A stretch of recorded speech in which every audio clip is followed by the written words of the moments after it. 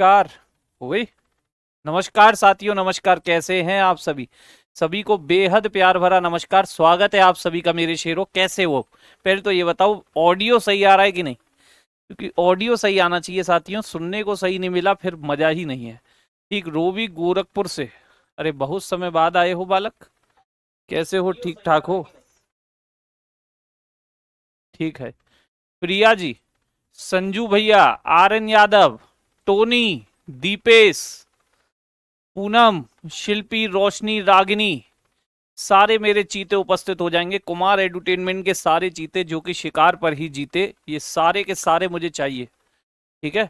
आज सारे भाई मेरे उपस्थित हो जाएंगे, जल्दी से आ जाएंगे। और मेरे साथियों, आपको पता है, संविधान और मूल विधि, ये दो बेहतरीन से टॉपिक आपके सामने हाजिर किए हैं कल से हमने बातें करना स्टार्ट की थी और कल आपको बताया था कि क्या सिलेबस रहने वाला है।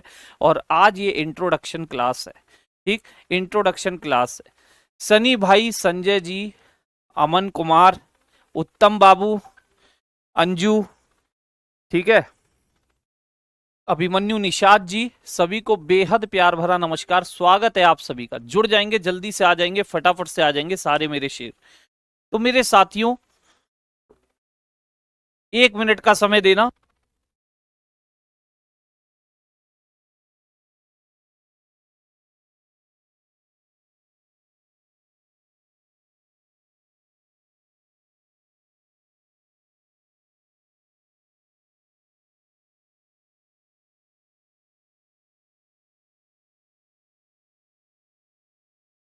ठीक है भाई।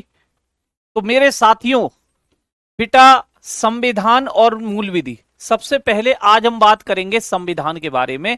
तो जानेंगे संविधान। पहले तो मैं आपको यह बता दूं कि मेरे साथियों, आप जो ये संविधान पढ़ने वाले हो, ये कोई वो संविधान नहीं है जहां आप ये पढ़ते थे आर्टिकल 1 में क्या है कि भारत अर्थात इंडिया राज्यों का संघ होगा, India that is Bharat will be a union of state, ये सारी चीजें। या फिर आर्टिकल 21 में क्या है, 24 में क्या है, 52 में क्या है, राष्ट्रपति किधर है, राष्ट्रपति का कार्यकाल कितना है। ये बच्चों वाली पॉलिटी नहीं है, ये बच्चों वाला संविधान नहीं है। मैं आपको पहले ही दर्शन दिखाता हूं कि क्वेश्चन किस तरीके से आते हैं, क्योंकि क्वेश्चनों का लेवल का अंदाजा आपको होना चाहिए। आप में से कितने लोग पहले पॉलिटी पढ़े हैं? पहले तो हाँ करे, थम्स अप करे। कितने लोग पहले पॉलिटी पढ़ चुके हैं? कितने लोग पहले पॉलिटी पढ़ चुके हैं? सरदार जी कह रहे हैं मेरी 20 साल 8 महीने हुआ है। बिल्कुल बिल्कुल, जब तक 21 के भी हो जाओगे सरदार जी, जब तक 21 के भी हो जाओगे परेशान ना हो। ठीक। कितने लोग पहले पॉलिटी पढ़े हुए हैं? यस करें, थम्स अप। चलिए, बहुत बढ़िया, स्वागत है आप लोगों का भी। तो मैं पहले तो आपको लेवल दिखाता हूं कि इस बैच में लेवल क्या रहने वाला है, क्योंकि ये बैच इस टाइप का नहीं है कि सिंपल सा क्वेश्चन आया राष्ट्रपति की चुनाव लड़ने की आयु कितनी होती है, minimum age for the president. तो भैया ये क्वेश्चन यहाँ नहीं आने वाले। यहाँ क्वेश्चनों का लेवल क्या होने वाला है, कुछ एक आपको डेमोज दिखाता हूं मैं। ठीक है, कि संविधान के ही क्वेश्चन है, लेकिन आप पढ़ करके, क्योंकि लॉजिकल यहां से चीजें क्लिक होती हैं, यहां से सीखा जाता है। यहां पता है आंसर कौन कर पाएगा? यह आंसर वो बच्चा कर पाएगा जिसने संविधान को, राज्य व्यवस्था को समझा है, रटा नहीं है। क्योंकि ये क्लास रटने वाली नहीं होने वाली, ये क्लास होने वाली है समझने वाली। इसमें एक एक कंसेप्ट को बड़ी ही बारीकी से समझा जाएगा, क्योंकि क्वेश्चन उसी तरीके का पूछा जाता है जैसे मैं आपको दिखाता हूं साथियों। कि देखिए क्वेश्चन किस तरीके से आते हैं। क्वेश्चन पढ़िएगा, क्वेश्चन का लेवल देखिएगा। क्वेश्चन क्या कह रहा है जरा पढ़ के देखें कि संविधान का अर्थ क्या है। What is the meaning of constitution? संविधान का अर्थ क्या है? 4 ऑप्शन आपके पास हैं। विधि का शासन, रूल ऑफ लॉ, सीमित सरकार, लिमिटेड गवर्नमेंट, संविधान की सर्वोच्चता, सुप्रीमेसी ऑफ कॉन्स्टिट्यूशन, या चौथा ऑप्शन है संविधान पर आधारित राजनीतिक व्यवस्था, political system based on constitution. Option भी मेरे बच्चे आपके लिए दिए हुए हैं। पहला ऑप्शन कह रहा है ए बी सी तीनों, दूसरा कह रहा है ए एंड बी, चौथा कह रहा है ए सी डी, और चौथा वाला कह रहा है ऑल। तो बताइए मेरे बच्चे, अगर पढ़े हुए हैं साथियों, समझ के संविधान को पढ़ा है, तभी आंसर कर पाएंगे आप लोग, तभी। ये लेवल है, यही लेवल हमें लेके चलना है। 0 से 100 तक लेके जाऊंगा आपको। 100 तक, जिससे कि संविधान में जो कंसेप्चुअल क्वेश्चन बनते हैं ना, आप उनका आंसर कर पाए, आप उनका आंसर कर पाए। मुझे केवल आपको रटाना नहीं है चीजों को कि भैया ये आर्टिकल फलाना टॉपिक, ये आर्टिकल फट्टेकाना टॉपिक, ये नहीं, ये कंसेप्ट यहाँ नहीं चलेंगे, ये तरीके यहाँ नहीं चलेंगे। यहाँ कंसेप्ट से खेलना सिखाया जाएगा। और बहुत से लोगों का आंसर सी कह रहे हैं, संविधान की सर्वोच्चता। तो मेरे भाइयों, ये वही चीज हो गई जो चीज आपने रटी है। मैंने खुद और बैचेस में पॉलिटी जो पढ़ाई है भाई, बच्चों वाली पॉलिटी है वो, बच्चों वाली। ये एक्चुअल में पॉलिटी है, एक्चुअल में संविधान है। और यहां अगर मैं आपको आंसर बताऊं, यहां अगर मैं आपको आंसर बताऊं तो आंसर रहेगा मेरे बच्चे all of these, all of these, सभी सही है। यहां पर सारी बातें क्यों सही है, पढ़ेंगे, टेंशन ना लेना, सारे पढ़ेंगे। देखो एक और लेवल चेक करो, लेवल चेक करो। पहले आप क्वेश्चनों का क्या रहने वाला है। प्राकृतिक न्याय का सिद्धांत, जिसे आप नेचुरल लॉ ऑफ जस्टिस बोलते हो, इसमें क्या शामिल है। प्राकृतिक न्याय का सिद्धांत नेचुरल लॉ ऑफ जस्टिस में क्या शामिल है। ऑप्शन ए क्या कह रहा है, अभियुक्त को अपना पक्ष रखने का मौका दिया जाता है। ठीक है, मौका दिया जाता है। अभियुक्त का मतलब होता है एक्यूज्ड, जिस पर ब्लेम लगाया हो। जैसे किसी ने मेरा सिर फोड़ा, लेकिन मैंने उसके दोस्त पर भी ब्लेम लगा दिया कि यह भी शामिल था, तो जिस पर इल्जाम लगाया जाता है उसे कहते हैं अभियुक्त। तो साथियों क्या कह रहा है ये, कि अभियुक्त को अपना पक्ष रखने का अधिकार है, मौका दिया जाता है, giving the accused an opportunity to present his case. भी दूसरा कह रहा गतिशील अवधारणा, डायनामिक कंसेप्ट। तीसरा कह रहा दोनों पक्षों को ध्यानपूर्वक सुनना, listen to both side carefully. डी कह रहा है निर्णय के समय व्यक्तिगत सोच, पूर्वाग्रह से तटस्थ रहना, रिमेनिंग न्यूट्रल फ्रॉम पर्सनल बियाज वाइल मेकिंग डिसीजन। बता सकते हो क्या होगा, बता सकते हो क्या होगा, बता सकते हो, विचार करो, क्योंकि यही है मेरे साथियों संविधान की असली खेल। भाई खतरनाक है संविधान, क्योंकि शब्दों का ही खेल है। आपने जो अभी तक पॉलिटी पढ़ी है वो बालक था। ठीक है, देखो ज्यादातर बच्चे अब D D D all all all कह रहे हैं। ठीक है, कुछ भाई मेरे सी बी कह रहे हैं, बी सी डी कह रहे हैं। ठीक, तो मेरे साथियों इसका जो आंसर रहने वाला है ना, वो रहने वाला है A B and C, A B and C, A B and C. क्या रहने वाला है, ए बी एंड सी। ठीक, A B and C, B option इसका, दूसरा ऑप्शन इसका करेक्ट रहने वाला है। सारी बात होगी क्यों है ऐसा, किस कारण से है, ये भी बात होगी। इसीलिए तो आपको पहले लेवल चेक करा रहा हूं कि आप जो पॉलिटी पढ़ के आए हैं, क्योंकि बहुत सारे बच्चे बोले सर हमने पॉलिटी पढ़ी है, पॉलिटी पढ़ी है। तो भाई एक और क्वेश्चन है, भारतीय शासन व्यवस्था यानी कि यह राजनीतिक व्यवस्था इसको आप बोलते हो, इसमें कौन सी विधि अपनाई जाती है। Which law is accepted in Indian government system और पॉलिटिकल सिस्टम। कौन सी आप विधि अपनाते हैं, क्या वो सकारात्मक होती है, क्या वो प्राकृतिक यानी कि नेचुरल, जिसे आप हिंदी में, शुद्ध हिंदी में नैसर्गिक भी बोलते हैं प्राकृतिक को, या लोक विधि है, कॉमन विधि, या फिर ईश्वरीय विधि है, ऊपर से आई है, भगवान ने भेजी है। कौन सा होगा, कौन सा होगा मेरे साथी, कौन सा। ठीक है, कौन सा होगा। बहुत बढ़िया, बहुत बढ़िया, इसका बहुत अच्छे, बहुत अच्छे। यहां आपने सही किया कि आंसर रहने वाला है सर इसका A B and C, A B and C. ठीक, ए बी एंड सी। हाँ हाँ बिल्कुल मेरे बच्चे, बिल्कुल। सेकंड क्वेश्चन एक बार फिर से चौथा ऑप्शन देख लेते हैं। प्राकृतिक न्याय का सिद्धांत निर्णय के समक्ष व्यक्तिगत सोच के पूर्वाग्रह से तटस्थ रहना। जी हाँ बिल्कुल सही है चौथा। तो हमने क्या लगा दिया, ए बी एंड सी। अरे मेरे बच्चे ए बी एंड सी नहीं है, ए बी एंड सी नहीं, इसका रहेगा ऑल, ऑल, इसका रहेगा ऑल। भाई जब डिसीजन दिया जाता है तो किसी के पक्ष में रह के नहीं दिया जाता, अपनी खुद की सोच से दिया जाता है। जज साहब अपनी खुद की सोच से डिसीजन देते हैं, किसी की तरफ झुककर नहीं देते। एकदम से सही बात है। ठीक, चौथा पॉइंट एकदम करेक्ट है। आइए यहां पर एबीसी हो गया। एक क्वेश्चन और देखिए, फिर हम देखते हैं संविधान को, फिर हम देखते हैं संविधान को। न्यायिक सक्रियतावाद जुडिशियल एक्टिविज्म में शामिल है। कभी सुना है यह शब्द आपने? मेरे ख्याल से तो बहुत बच्चों ने सुना ही नहीं होगा। न्यायिक सक्रियतावाद, न्यायिक सक्रियतावाद का मतलब है कि आपके आसपास जो भी घटनाएं हो रही हैं, जुडिशियरी उसमें एक्टिव रहती है।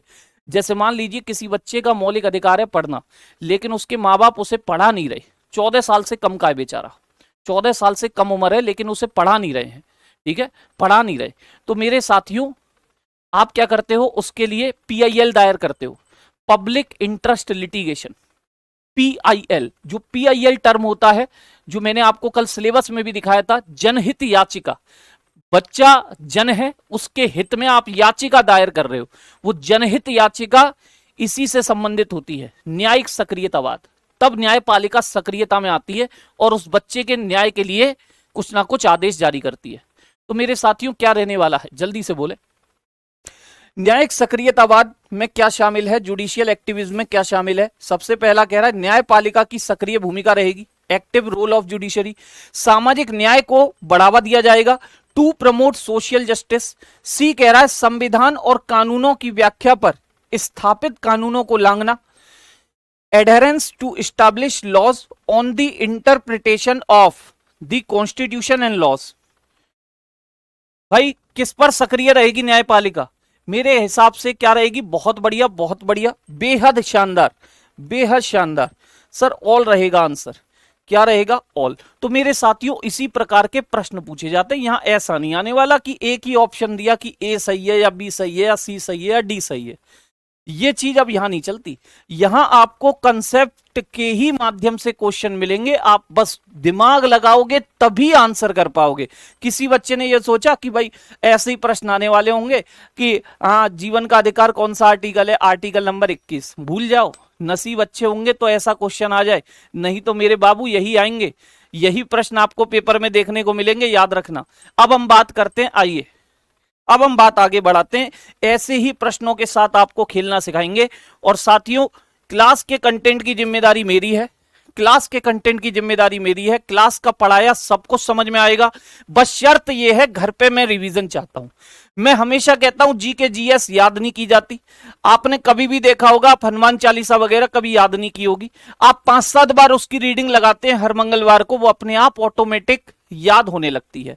इसी प्रकार से आपको जीएस जी के जीएस के साथ करना चाहिए, आप बस इसकी बार बार बार बार रीडिंग लगाएं, आपको धीरे धीरे करके ये अपने आप क्या होने लगेगी, लर्न होने लगेगी। समझाने की, यहां के कंटेंट की पूरी मेरी जिम्मेदारी है, एकदम से दिमाग में छप जाएगा, ये बात पक्की है। आइए तो सबसे पहले मेरे साथियों मैं आपको बता देता हूं, यहां पर जो हम बात करने वाले हैं अभी किस पर, कॉन्स्टिट्यूशन। कॉन्स्टिट्यूशन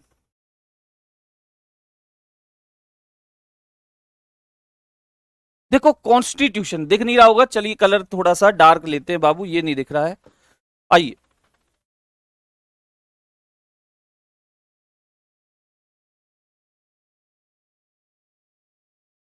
कॉन्स्टिट्यूशन,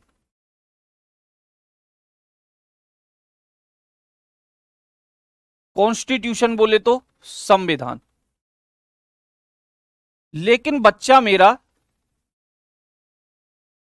यहां जो संविधान चलता है, संविधान कभी अकेला नहीं चलता, संविधान कभी अकेला नहीं चलता, याद रखना।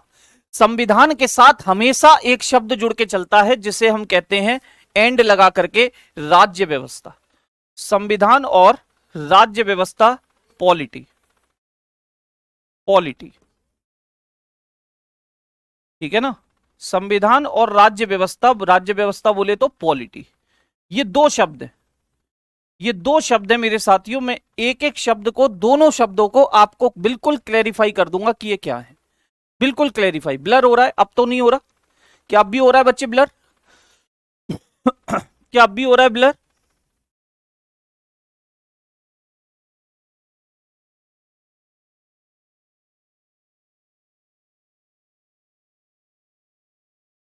क्या अब भी ब्लर हो रहा है, बोले, क्या अब भी ब्लर हो रहा है? ब्लर तो नहीं हो रहा ना, चलिए बहुत बढ़िया। अब यहां दो शब्द हैं, कॉन्स्टिट्यूशन और दूसरा है पॉलिटी, संविधान और राज्य व्यवस्था।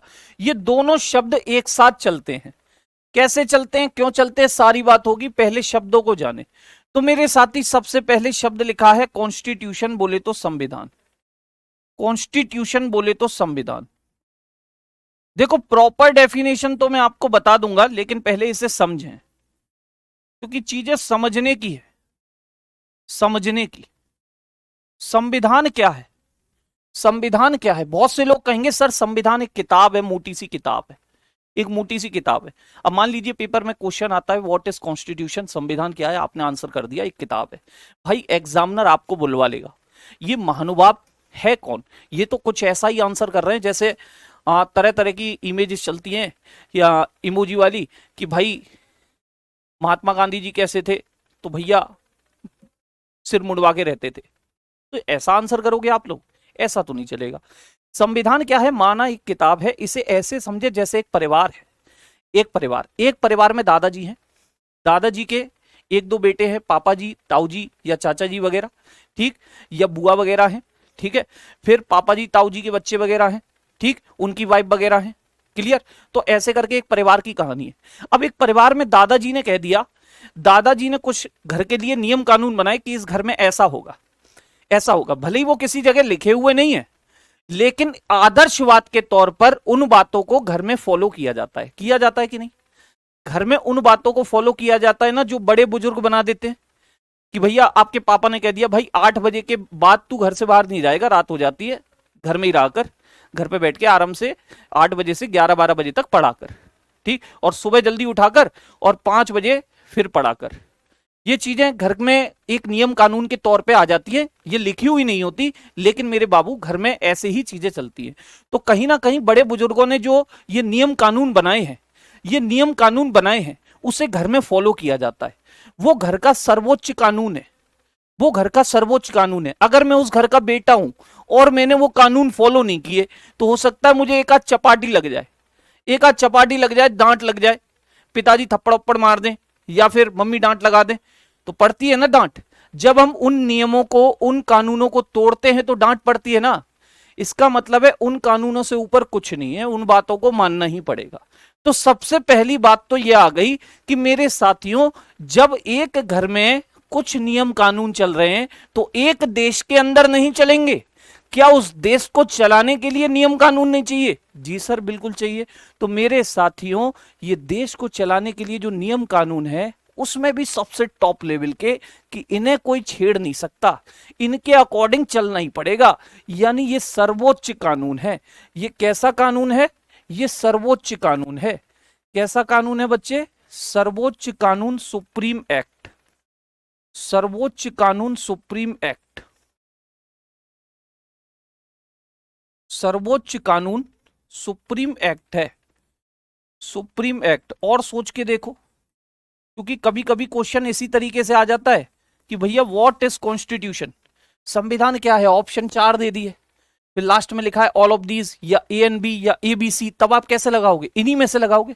यही तो आपके ऑप्शन आ रहे हैं, यही तो आपके ऑप्शन आ रहे हैं। और सोच के देखो और क्या है मेरे साथियों।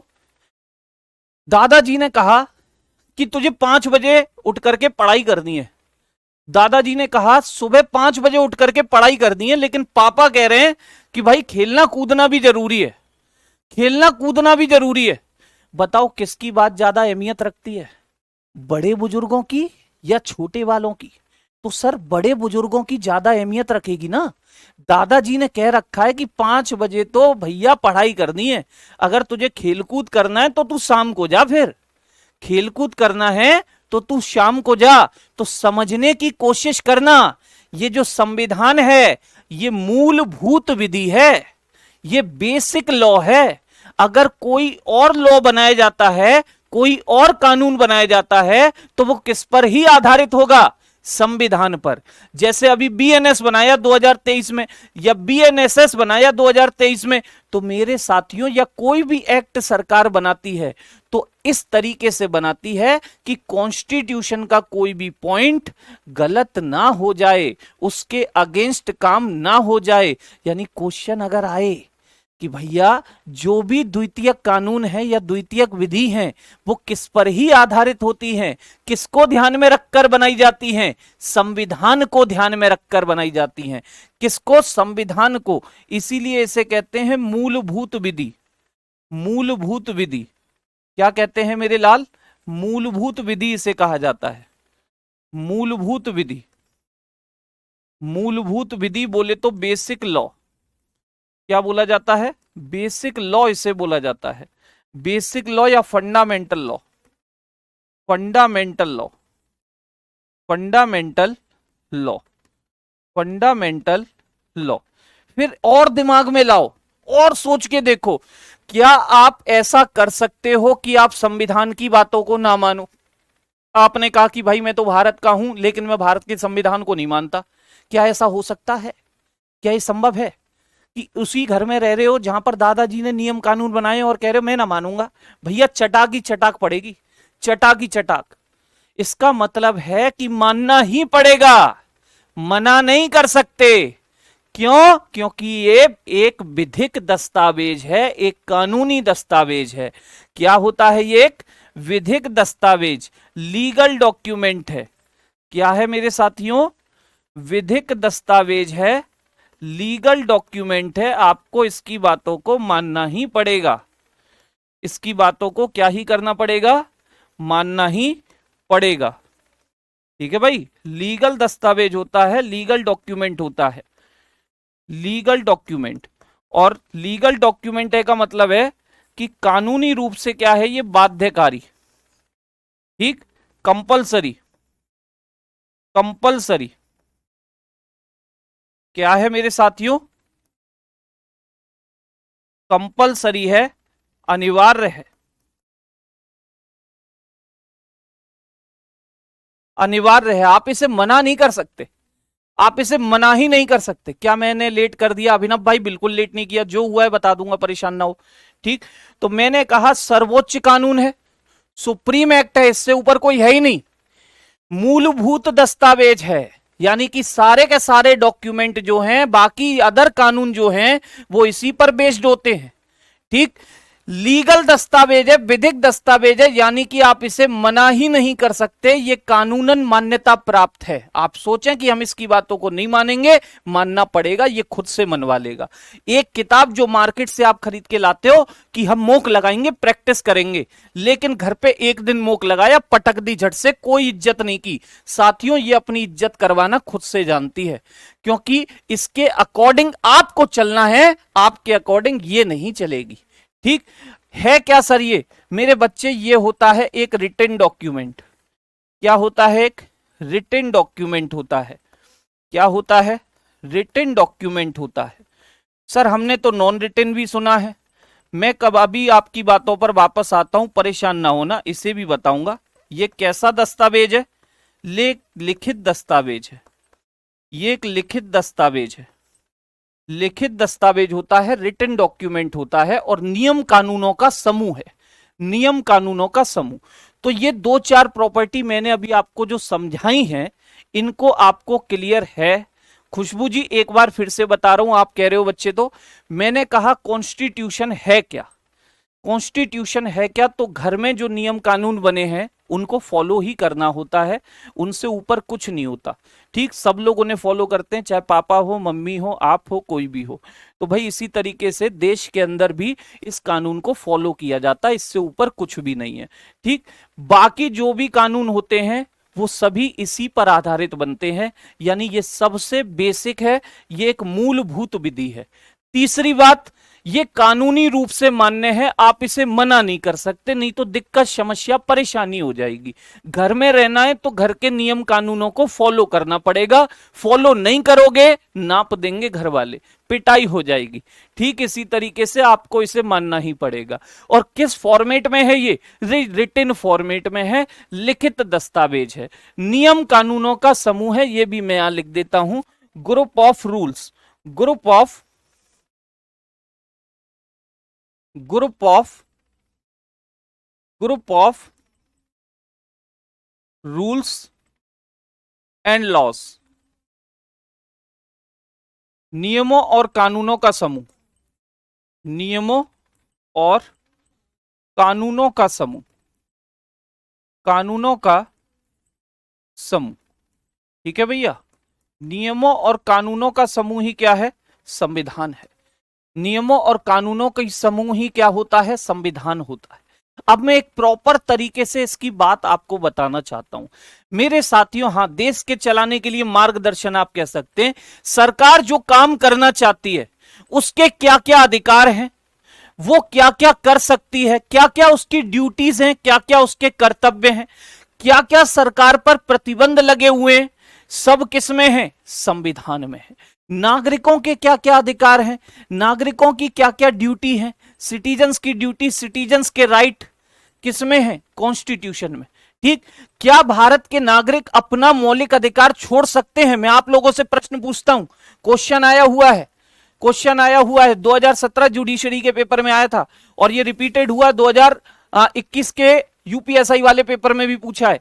क्या भारत के नागरिक अपना मौलिक अधिकार छोड़ सकते हैं? देखो, आज तक ऐसा प्रश्न नहीं सुना होगा आपने। क्या भारत के नागरिक अपना मौलिक अधिकार छोड़ सकते हैं, फंडामेंटल राइट छोड़ सकते हैं? नहीं छोड़ सकते। बहुत बढ़िया, नहीं छोड़ सकते। लेकिन अमेरिका के संविधान में लिखा है कि अमेरिका के नागरिक अपना फंडामेंटल राइट छोड़ सकते हैं, छोड़ सकते हैं। तो ऐसी ऐसी टर्मिनोलॉजी आपके सामने आने वाली है जो आपने पहले कभी नहीं सुनी है, पहले।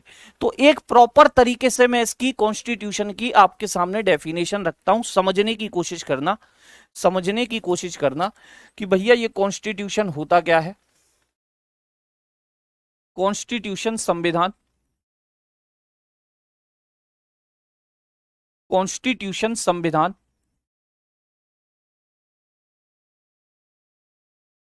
कॉन्स्टिट्यूशन बोले तो संविधान। संविधान की बात करें, संविधान की बात करें तो it is a written document, it is the written document, written document that provide that provide that provide a license, that provide a license, a license to rule, a license to government,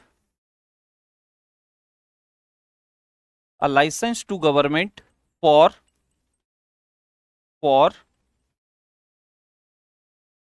rule, rule until the rule the rule the rule will be established, will be established established according to constitution, according to constitution, according to constitution। मतलब क्या है? मतलब इतना सा है साथियों कि यह एक लिखित दस्तावेज है, यह एक लिखित दस्तावेज है, यह एक लिखित दस्तावेज है। कैसा दस्तावेज है? लिखित दस्तावेज है जो किसी शासन को, जो किसी शासन को, जो किसी शासन को वैधता प्रदान करता है, जो किसी शासन को वैधता प्रदान करता है। वैधता का मतलब ही है लाइसेंस, वैधता प्रदान करता है। लेकिन बच्चे कब तक, कब तक वैधता प्रदान करता है? जब तक लाइसेंस या जब तक शासन, जब तक शासन संविधान के अनुसार चले, जब तक शासन संविधान के अनुसार चले। किसके अनुसार चले? संविधान के अनुसार चले। समझ में आया? समझ में आया? ठीक है, समझ में आया? प्लीज सर, बिल्कुल सरदार भैया, हिंदी में ही लिखा है, परेशान ना हो, हिंदी इंग्लिश दोनों में लिखेंगे, सूरज भाटी, सरदार भाई, ठीक है, हिंदी में भी लिखा है, देख लीजिए। मैंने कहा भाई संविधान क्या है, कॉन्स्टिट्यूशन होता क्या है? तो कॉन्स्टिट्यूशन का मतलब है साथियों रिटन डॉक्यूमेंट है। पहले तो ये कैसा डॉक्यूमेंट है? रिटन डॉक्यूमेंट है।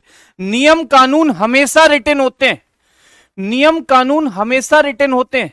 ठीक, संविधान एक लिखित दस्तावेज है जो किसी शासन को क्या देता है? वैधता। वैधता का मतलब होता है लाइसेंस, वैधता का मतलब होता है लाइसेंस देता है, वैलिडिटी देता है।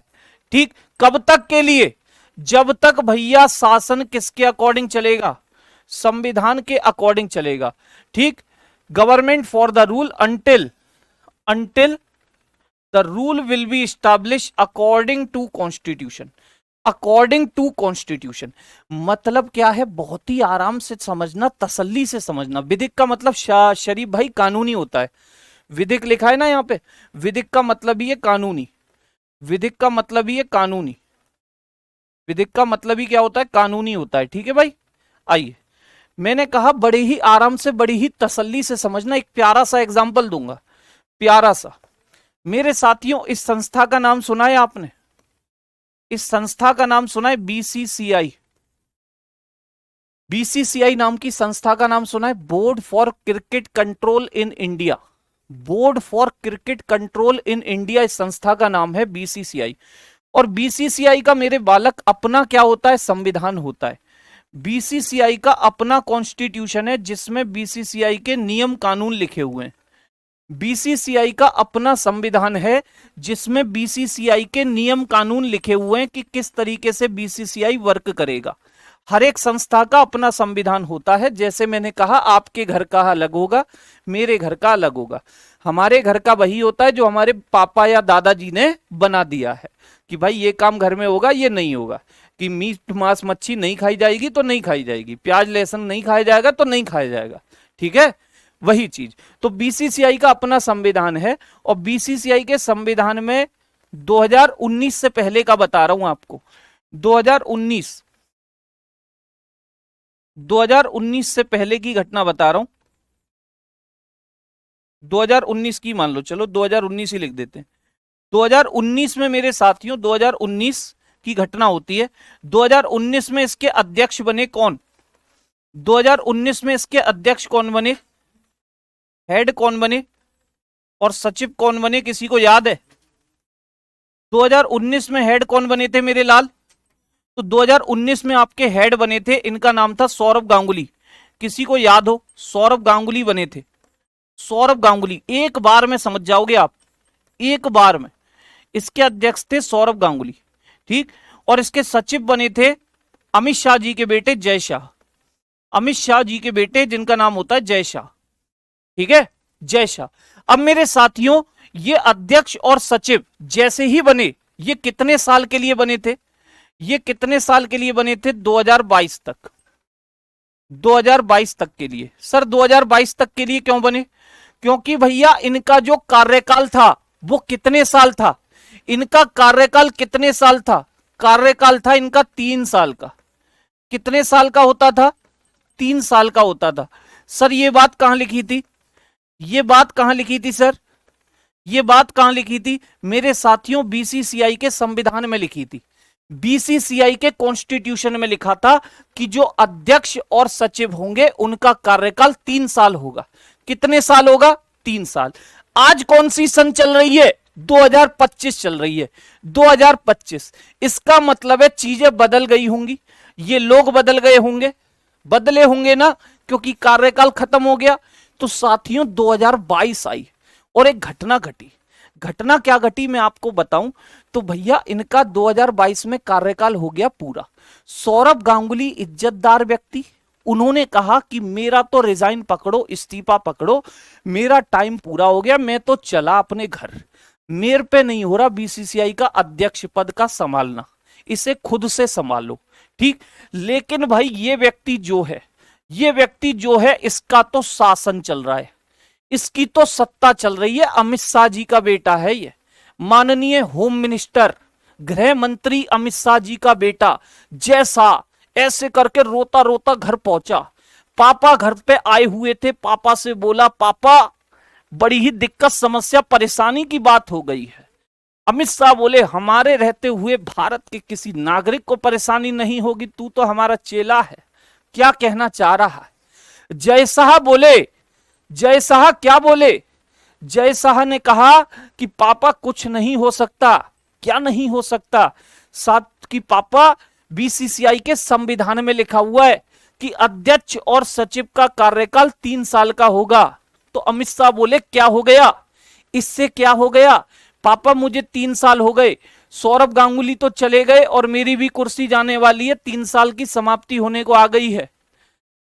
अमित शाह ने टेंशन में, राजनीतिक व्यक्ति है, राजनीतिक देश चला रहे हैं, सरकार के मेंबर हैं, जानते हैं संविधान के विरुद्ध नहीं जा सकते। ठीक, संविधान देश का भी हो सकता है, किसी संस्था का भी हो सकता है। तो भैया ये संस्था का सर्वोच्च कानून है, ये बीसीसीआई नाम की संस्था इसी संविधान से चल रही है और संविधान के विरुद्ध कोई नहीं जा सकता, मैंने कह दिया आपसे। ठीक है, अब अमित शाह के दिमाग में एक बात आई कि यार जय शाह क्या चाहता है, कुर्सी पर बैठना चाहता है।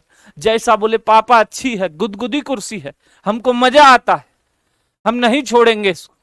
अमित शाह बोले कोनू दिक्कत नहीं है, कोई बात नहीं, कुर्सी पर तुम ही बैठोगे, वादा है हमारा। पापा कैसे बैठेंगे, संविधान के विरुद्ध नहीं जा सकते, 3 साल हो गया है, कोई दिक्कत नहीं, विरुद्ध नहीं जा सकते, लेकिन भैया किसमें बदलाव तो कर सकते हैं, संविधान में। तो बीसीसीआई के संविधान में बदलाव किया गया और अमेंडमेंट करके कार्यकाल 3 साल से कितना कर दिया, 3 साल से कर दिया इनडेफिनेट टाइम। कितना कर दिया, इनडेफिनेट टाइम। इनडेफिनेट टाइम बोले तो अनिश्चित काल, कितना कर दिया, अनिश्चित काल। यानी कि जय शाह जब तक चाहे क्या बने रह सकते हैं, जब तक चाहे क्या बने रह सकते हैं, सचिव बने रह सकते हैं।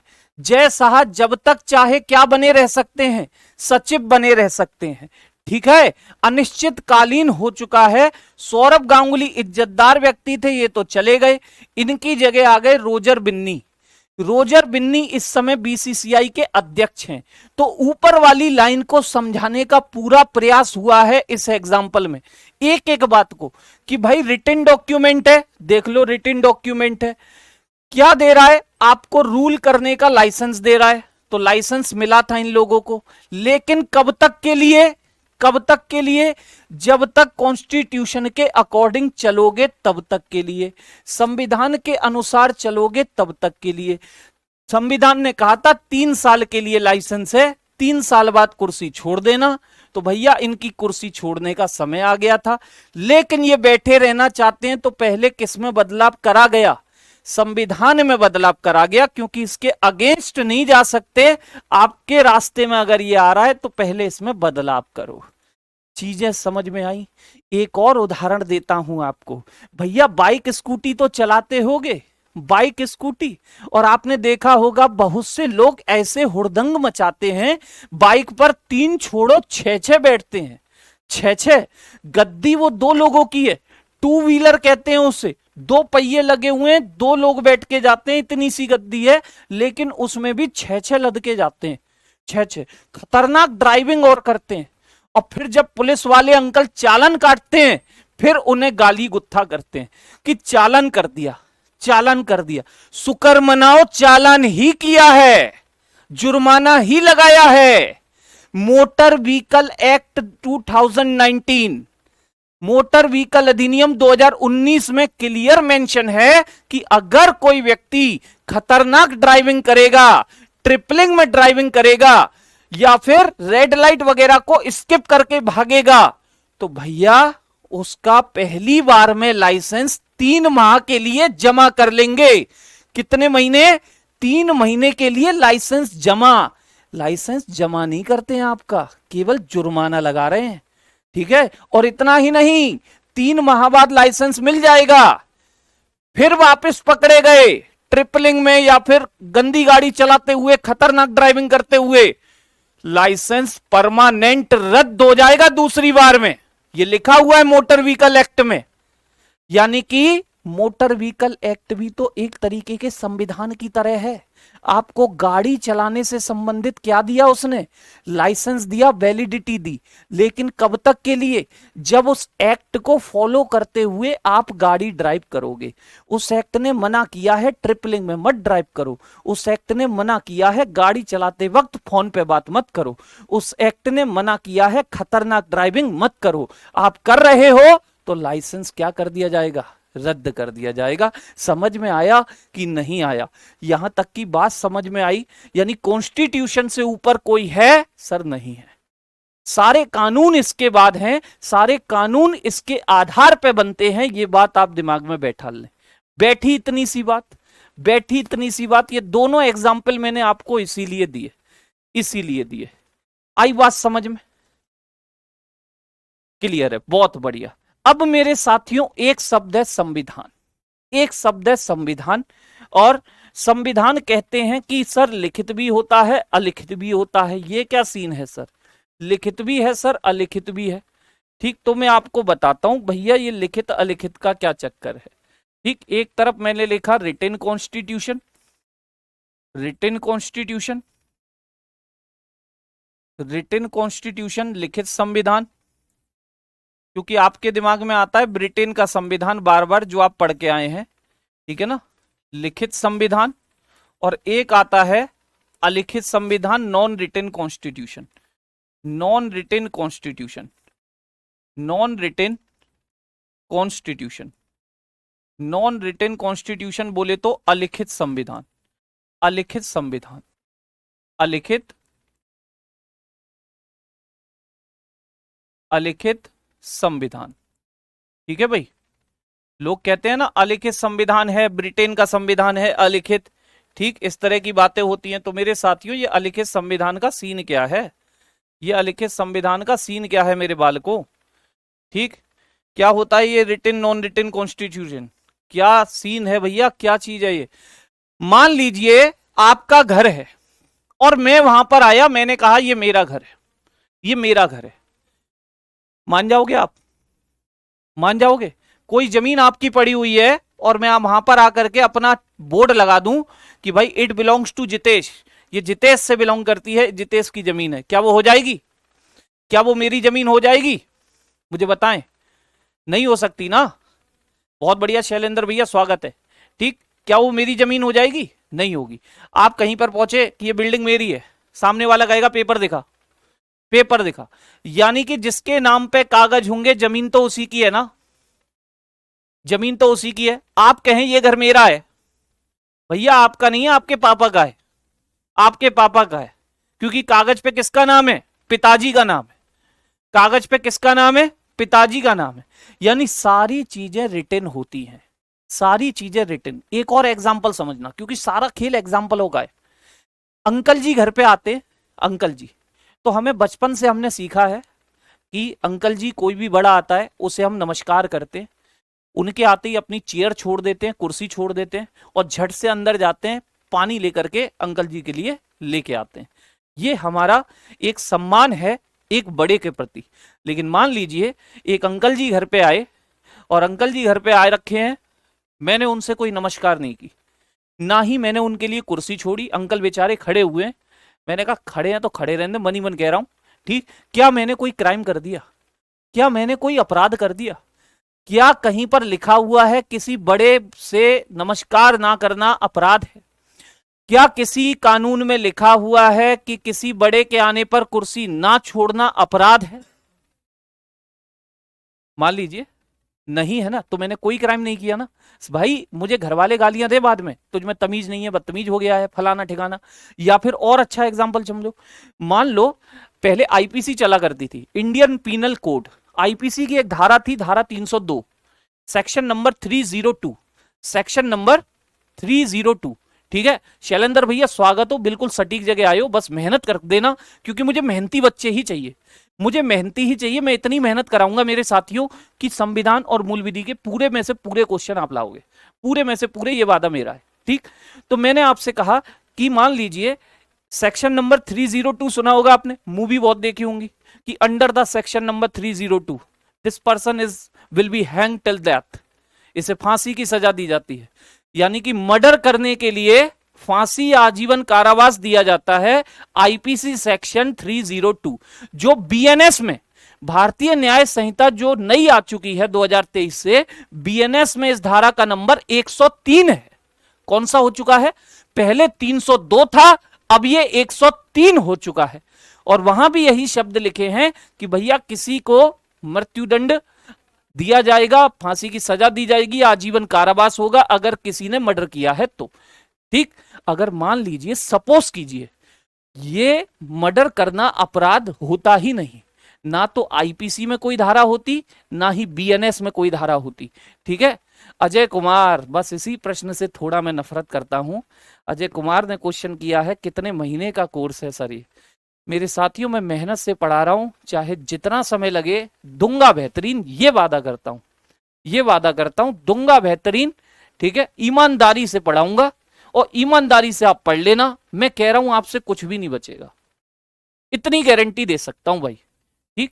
अब वापस आता हूं उसी पॉइंट पर। मैंने कहा मान लीजिए मर्डर करना अपराध नहीं होता, ना तो आईपीसी में सेक्शन 302 होती, ना ही जो आज बीएनएस आ गई है उसमें सेक्शन नंबर 103 होता।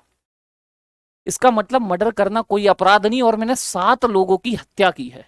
कितने लोगों की? 7 लोगों को मारा है मैंने। 8वें की तलाश कर रहा हूं। ये भाई साहब बैठे हैं, 8वां नंबर हो सकता है इन्हीं का हो जाए। क्या मैंने कोई अपराध किया? क्या मैंने कोई अपराध किया बताओ? मैंने 7 लोगों को जान से मारा है। 8वें की तलाश में घूम रहा हूं कि कोई अटके और उसका काम तमाम।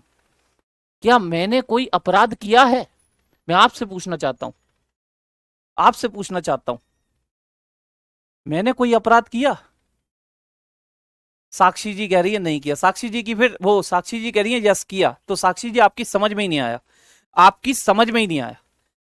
मैं फिर कह रहा हूं, मर्डर करने के लिए आईपीसी में एक धारा होती थी 302, जो अब बीएनएस में हो गई है 103। जो बीएनएस में हो गई है 103। सपोज कीजिए, मान लीजिए ये सेक्शन होती ही नहीं, यानी किसी कानून में लिखा ही नहीं होता कि मर्डर करने के लिए सजा मिलेगी, और मैंने 7 लोगों को मारा है, 8वें की तलाश में घूम रहा हूं। क्या मैंने कोई क्राइम किया?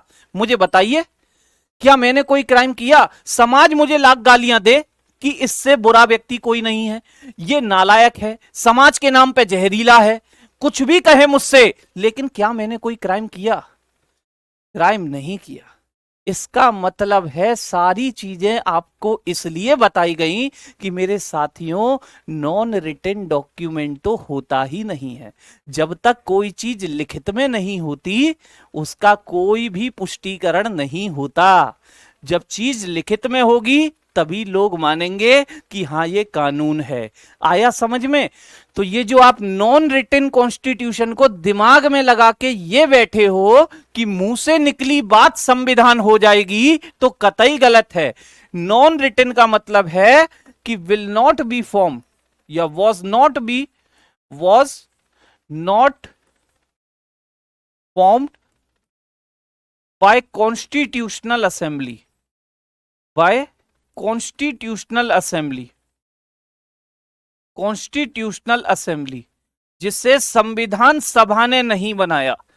जिसे किसने नहीं बनाया? जिसे संविधान सभा ने नहीं बनाया, जिसे संविधान सभा ने नहीं बनाया।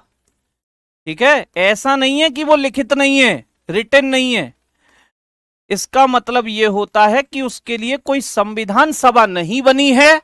बस समय समय पर जैसे जैसे जिस पॉइंट की नीड पड़ती है उसे संविधान नाम की फाइल में डाल देते हैं, और यह बनाया होता है formed by constitutional assembly, formed by constitutional assembly, constitutional assembly, संविधान सभा द्वारा निर्मित, संविधान सभा द्वारा निर्मित, संविधान सभा द्वारा निर्मित। ठीक है भाई। एग्जाम्पल के तौर पे अगर मैं आपको दूं तो मेरे साथियों, रिटन का एग्जाम्पल आप लिख सकते हो इंडिया, और नॉन रिटन कॉन्स्टिट्यूशन का एग्जाम्पल जैसे आपके लिए ब्रिटेन।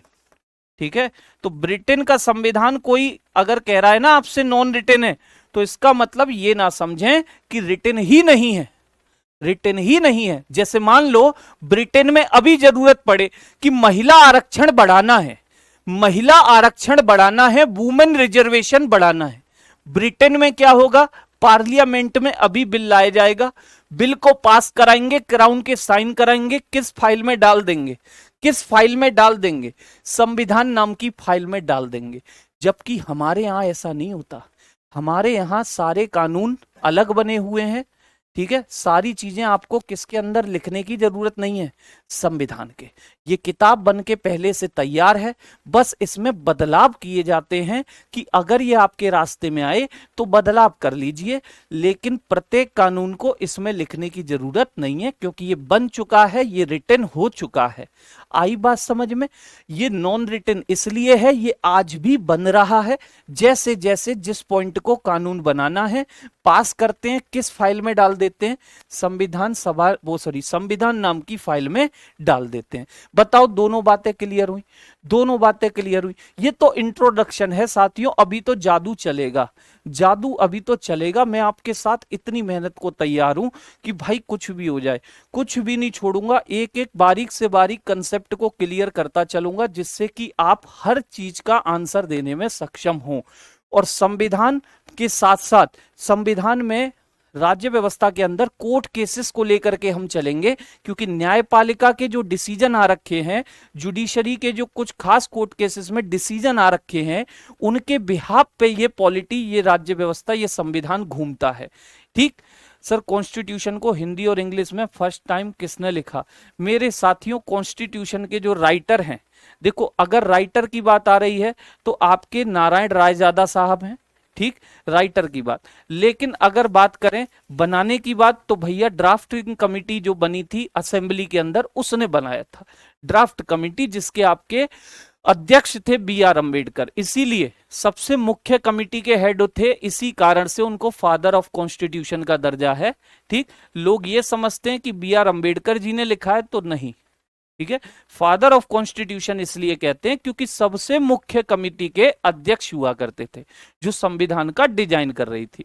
ठीक है, सारी बात होगी साथियों, लेकिन मुलाकात करूंगा अपने चीतों से कल, तो सारे के सारे भाई इकट्ठे हो जाना। फिर मिलता हूं, तब तक के लिए जय हिंद, जय भारत।